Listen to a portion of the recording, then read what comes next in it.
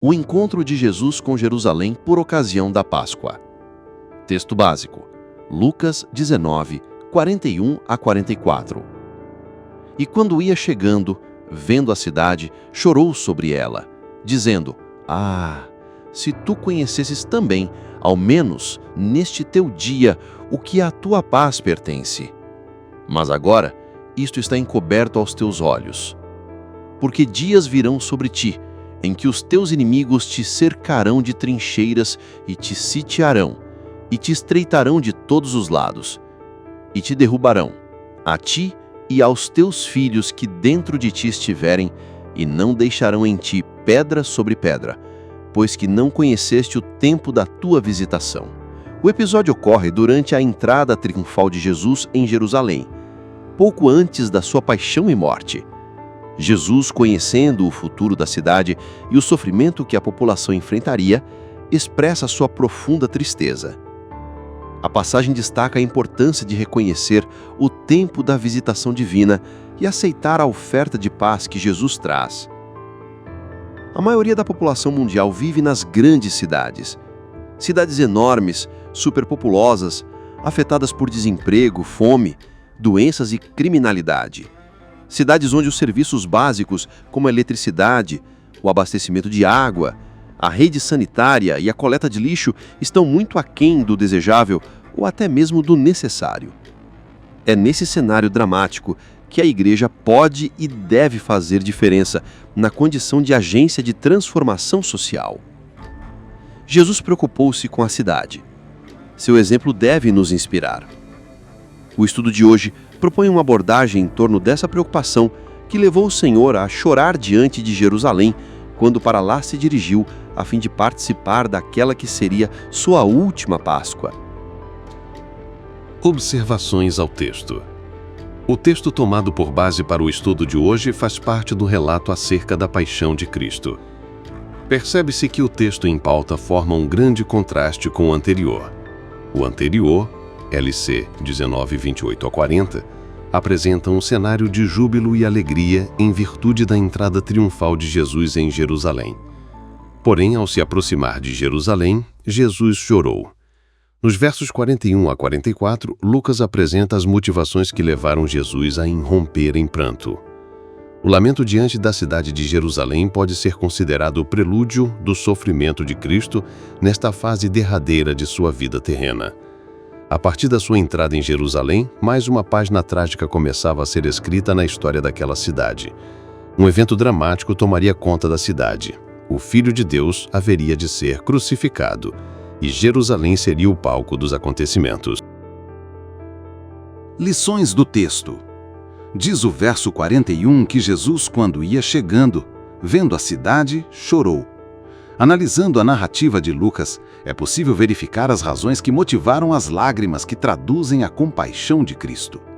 Primeiro, Jesus chorou porque contemplou uma cidade sem conhecimento. Jerusalém era uma cidade insensível e não conhecia o que era devido à paz. Nas palavras de Leon Morris, devemos entender essa paz referida como a paz com Deus, o relacionamento correto entre a criatura e o Criador, o que é o ingrediente para a paz verdadeira. Mas Jerusalém não conhecia isso. Estava próxima ao templo do Senhor, mas longe do Senhor do templo. Na última vez em que havia visitado a cidade, Jesus exclamara: Jerusalém, Jerusalém, que matas os profetas e apedrejas os que te foram enviados. Essa atitude da cidade revela seu desconhecimento das coisas que diziam respeito à paz. Ao contemplar com seu olhar de misericórdia essa cidade insensível e destituída de conhecimento, Jesus não resistiu. Chorou lágrimas de compaixão. Nas palavras de Martin Weingartner, Jesus deseja que Jerusalém reconheça, que aceite o que serve para a paz. De maneira indireta, Jesus convida para a fé no Príncipe da Paz, pois não é isto ou aquilo que serve para a paz, mas é o próprio Jesus, o portador da paz abrangente e plena. Ao considerarmos a atitude de Jerusalém, não podemos nos esquecer de que estamos em um mundo que também demonstra desconhecer o que é devido à paz, por causa do seu distanciamento de Deus. Quando não há conhecimento de Deus, a miséria e o caos se estabelecem. O profeta Oséias diz que o Senhor tem uma contenda com os habitantes da terra, porque nela não há verdade, nem amor, nem o conhecimento de Deus. Deus diz através do profeta: o meu povo está sendo destruído porque lhe falta o conhecimento. Mais de 400 anos se passaram depois que Oséias proferiu essas palavras. E quando Jesus chegou a Jerusalém, a cidade continuava sem conhecimento. Hoje, cerca de 2000 anos depois, o mundo continua a evidenciar falta de conhecimento. Contemplando essa triste situação e alarmado diante dela, um poeta cristão escreveu: há muitos que, perdidos, pro fim caminham sem saber. Vão sem ouvir da paz, sem conhecer a paz. Será que não nos pesa deixar que morram sem saber que só Jesus é paz? Que só em Cristo há paz? Jesus haverá de voltar, não apenas para Jerusalém, pois todo olho o verá. Só que desta vez, ele virá não para chorar, não para ter compaixão, mas para julgar o mundo como juiz. Segundo, Jesus chorou porque contemplou uma cidade que seria destruída. De acordo com os versos 43 e 44, um triste futuro estava reservado a Jerusalém. A cidade haveria de ser destruída, como Jesus profetizara. De fato, isso aconteceu pouco tempo depois, no ano 70, quando o exército romano comandado pelo general Tito a invadiu. Ao contemplar aquela cidade tão cheia de si, injusta e insensível, Jesus chorou. Ele sabia que a destruição fatalmente viria. No caminho para o Calvário, Jesus voltou a exortar a cidade, dirigindo-se às mulheres que lamentavam o seu sofrimento. Mas a maioria da cidade permaneceu como estava, não dando ouvidos às palavras de Jesus. Jesus contempla ainda hoje um mundo que caminha para a destruição, e o seu olhar misericordioso paira sobre este mundo. O registro sagrado fala sobre a destruição iminente. Diante disso, devemos proceder diferentemente dos habitantes de Jerusalém, dando ouvidos às palavras de Jesus e alertando o mundo quanto ao juízo que Deus trará sobre a terra. Terceiro, Jesus chorou porque contemplou uma cidade que desperdiçou a oportunidade de salvação. O verso 44 evidencia esse triste fato.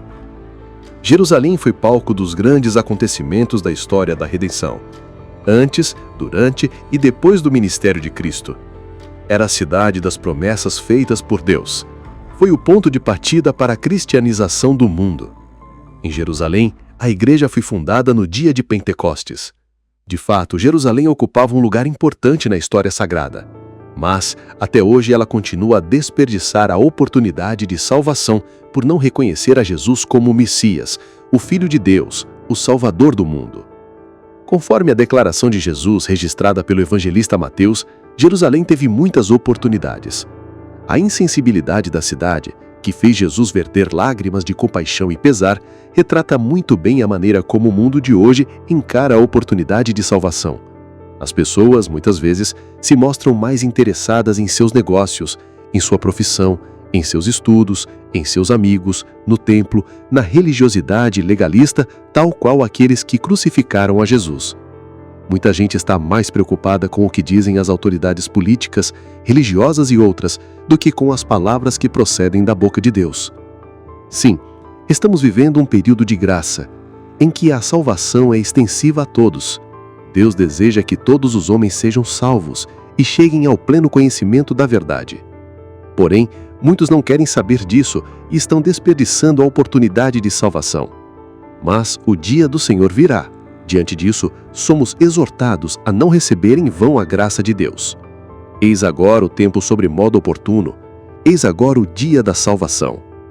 Conforme Robert Lincoln, para os pobres e oprimidos da cidade, para os perdidos e não evangelizados da cidade, para os ricos e os da classe média beneficiados e seduzidos pelos sistemas de suas cidades, para os sistemas e estruturas em si mesmas, possuídas por um demônio que abusa dessa cidade, Cristo e sua igreja são a única esperança.